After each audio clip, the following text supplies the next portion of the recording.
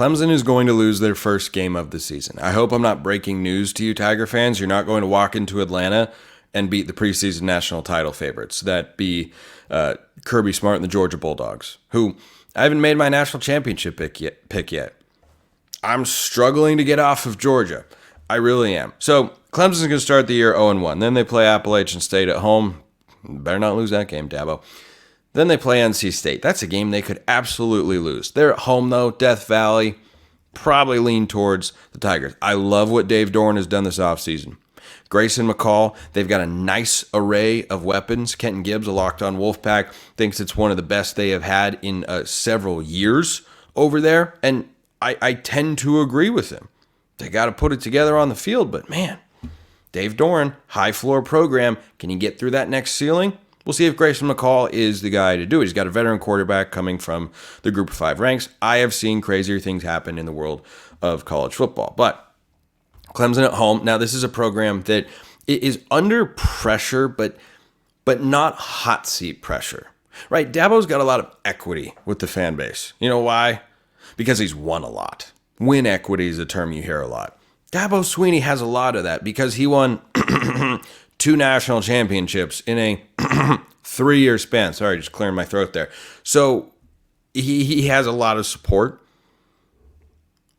But there could be not a move over to the hot seat, maybe not even a warming of the seat. But someone could turn on the seat warmer in Dabo Swinney's car if this season doesn't go well. And yeah, the transfer portal is the reason why. Clemson and Colorado are at polar opposite ends of the spectrum. Heck, Clemson and Florida State are at polar ends of that spectrum. Oh, by the way, Clemson plays Florida State on October 5th. Now, Louisville's the game they have to win. Now, why do they have to beat the Louisville Cardinals? Because that line is currently set at Clemson minus 8.5. Meaning Vegas thinks, oh, yeah, you should win that football game. But it's at home. It's in early November. It is one of 2 quality dark horse ACC title contenders that they play at home, NC State being the other one that I mentioned a moment ago. But that game on November 2nd is followed by a trip to, oh, look at that, Blacksburg, Virginia. Speaking of dark horse ACC title contenders, let me introduce you to the Virginia Tech Hokies. Fascinating team. A lot of teams have major questions. Some teams have smaller questions. I think the biggest one for Virginia Tech is, what do you get out of Kyron Drones in the passing game?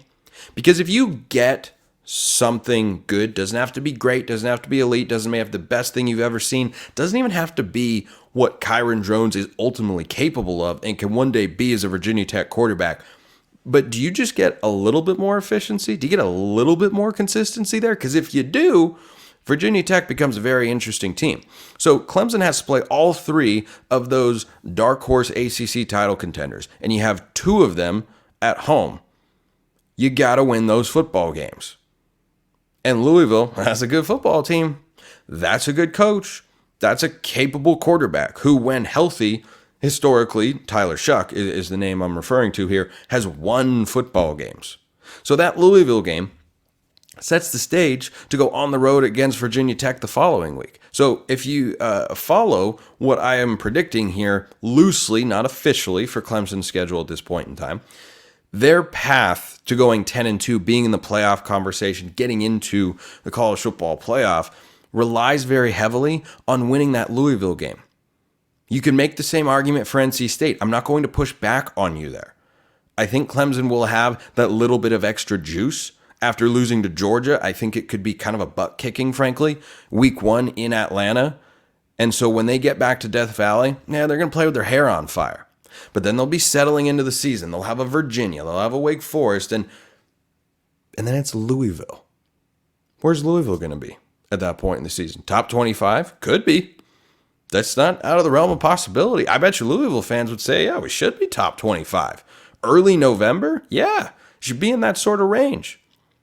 But for Clemson to make the ACC Championship game, having the head-to-head with Louisville is critically important. That's number 1. Number 2, if they beat Louisville in that game, And again, if you want to apply this to NC State, that's totally fine.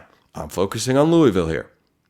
I don't see Clemson losing more than one other ACC game aside from Florida State.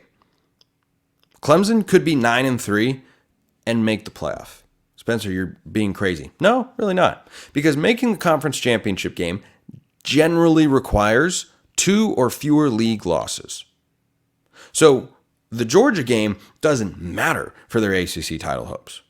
The Louisville game, of course, does. And if you have the head-to-head, you're probably getting in over the Cardinal there.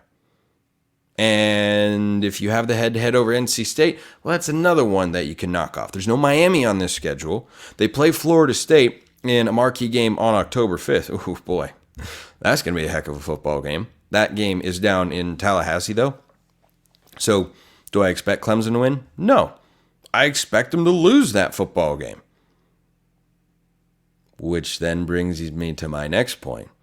If you beat those teams at home, it's suddenly a lot more tenable to get to the ACC Championship Game. So that's why I think Louisville is such an important game.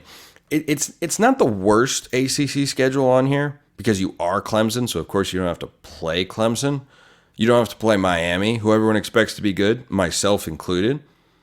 But to just have all the dark horses in there, oof, no North Carolina on this schedule. And if you were listening to the show earlier or watching, you know how I feel about North Carolina. I am not particularly high on the Tar Heels. Their mascot went on my name for like just a moment. I mean, like just a fleeting moment. But you have some winnable games. You have some tougher games. The home road splits, not terrible. I'd almost rather have Florida State on the road and get both NC State and Louisville at home rather than trying to travel to either one of those teams' stadiums. But you have to go at Virginia Tech. That's a pivotal game. These games, by the way, are startlingly close to being played. We're going to have actual games to cover in less than a month. Do you realize that? Do you realize how exciting, wonderful, and joyful that is? I love the off-season. I love summer. Off-season content is fun. Media days the last couple weeks were a blast and a thrill, and I met a bunch of great people and had a good time, and just great experiences all around. And I love summer because I'm playing golf. Probably as you're listening to or watching the show, there's a high probability that that is legitimately the case, and I play plenty of golf and do summer activities and go to fun places. It's all wonderful. But then it comes to a close. And what's the one thing to keep you going when summer comes to a close? It's the football season. It is the football season. College football specifically. I'm a big NFL fan. I watch plenty of the NFL. It's not college football. There is nothing like college football. As I say every day to begin this show, this is the greatest sport on planet Earth. There is nothing better. There is nothing like it. And it inches ever closer.